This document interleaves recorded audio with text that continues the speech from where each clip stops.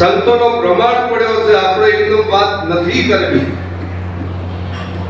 કબીર સાહેબ કહે છે કે મન હંસા નજરે આયા, ક્યોય નહીં ચોચ પોખન કે તો બી હંસ.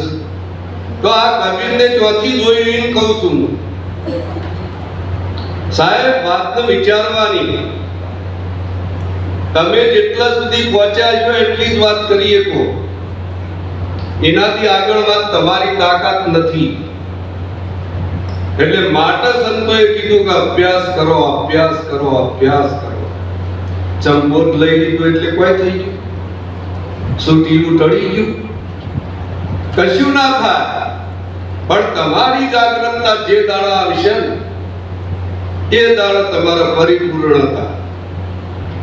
નિરાંત બાપુ કહે છે કે રામ નામ તો રાખ હૃદય में કાઢ કલ્પના કાઢી, આજ અંત ને મધમાં બોલે તે વસ્તુ છે સાચી.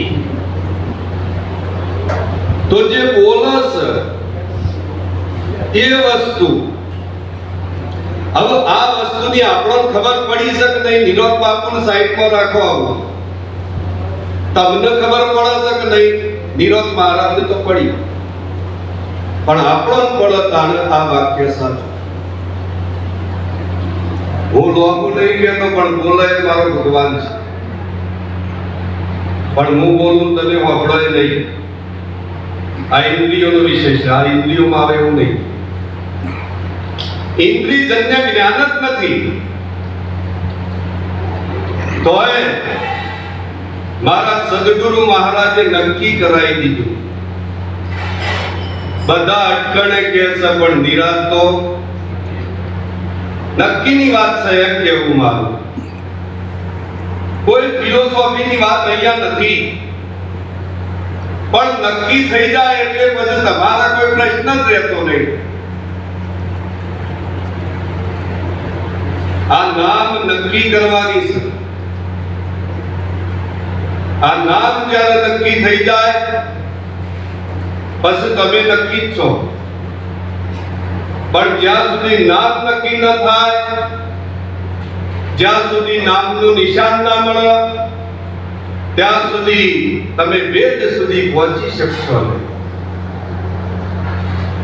નામદ ગંગા, નામદ કાશી, નામદ તીરથ ને ધામ, સચરાચરમો નામ અવિચળ ખાલો ન મળે ખામ. સૂરજો જ્ઞાન નિશાની. સની નિશાની છે. અને સાહેબ જે નિશાની કરી છે એના આગળ વાત પડી છે એ કહી દઉં. સનો બોધ કરો છો તમે એમ કહું છું. કોઈ કે અહીંથી આગળ કહેવાય નહીં. સનો બોધ કરો તમે? બોલ્યા વગર બોધ કરો. બોધમાં તો બોલતા જ. અરે તમને અધિકાર આપ્યો છે એ વાતનો કહેવાનો અધિકાર આલેલો છે. તમે કેવો બધા સમજી લેજો. કેવી રીતે સમજી લેશે?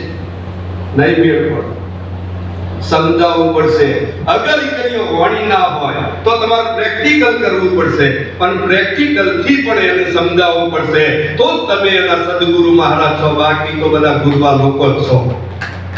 એને સમજણ ના પડે તો સમજણ પડવી જોઈએ એમ કેવું છે મારું. અને હું કહું એકદમ ઓપરેશન તો કરશો જ નહીં. નકર હું ડોક્ટર થયા હોય પણ ત્યાં સુધી બરાબર અનુભવ ના હોય, ઓપરેશન થાય નહીં તો દર્દીની દશા ઉકળી જાય. કારણ કે દુખાવો મળતો નહીં.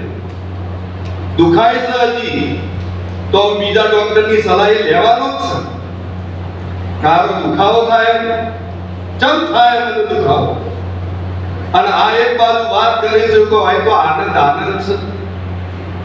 તો આનંદ ચમ નહીં થયો? આઠે પોર આનંદ થાય.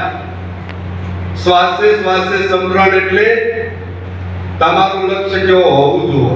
કિન્નમ ના થાય શ્વાસે શ્વાસે રમવાનું જગતમાં પછી કે શ્વાસે શ્વાસે સમરણ સા ના મેળ પડે. વચન ઉપર દ્રષ્ટિ હોવી જોઈએ. અને વચને વર્યા તે વિશ્વથી આ વચનની વાત છે વચન આ રહે વચન પાર હૈ વચન કી ડગડેરિયા વચન में से जो वचन निकाले वही सदगुरु વચન તો બધા પડ્યા છે વચનમાંથી કાઢી વચન આપ એને સદગુરુ કીધો છે જરૂર છે અમારા પાછળ અને એવા જો સંત પૂર્ણ મરી જાય તો